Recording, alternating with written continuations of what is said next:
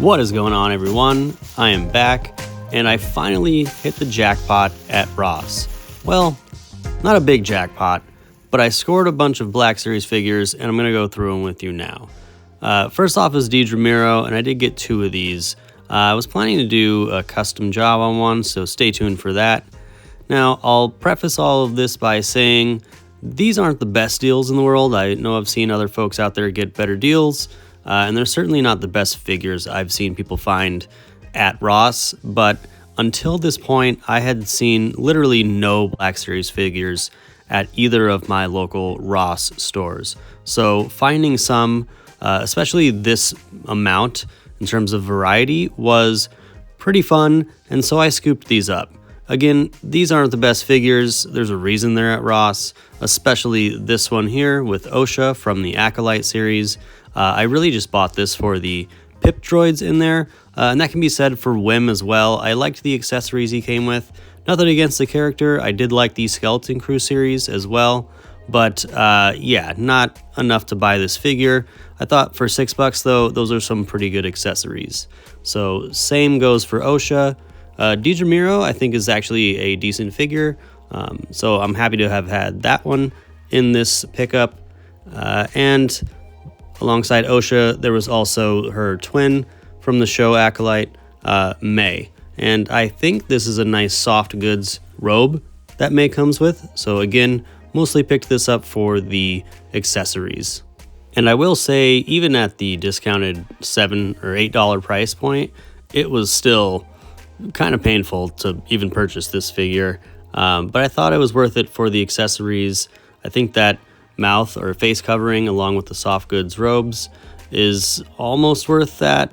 I was there. I kind of went back for this one at the end and threw it in with the rest.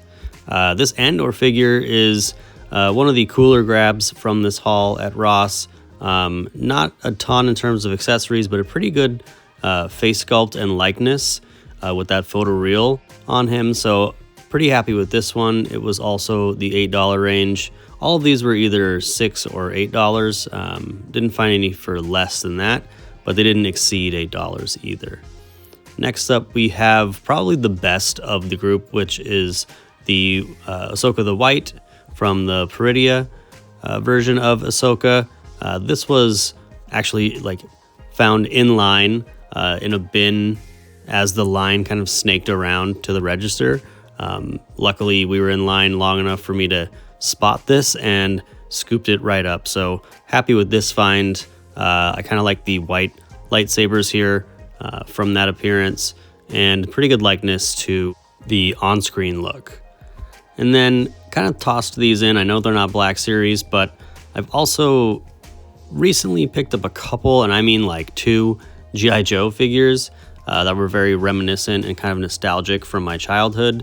I had them, of course, in the 3 3/4 inch scale back then, but they've since come out with those same figures in the 6-inch scale or 1/12, whatever you want to call it. And I thought these were pretty neat. So when I saw these at Ross for a heavy discount, I thought it was a pretty good buy, and so I scooped these up too. Yeah, I didn't see any Marvel stuff there, but I think all in all, pretty good haul. I got all of this stuff for just under $80, including tax, which is pretty great considering at retail, full retail price, this is about $200 worth of figures. If you consider that they're normally, $25 each. So pretty happy with this pickup, Rossathon, if that's what you want to call it still.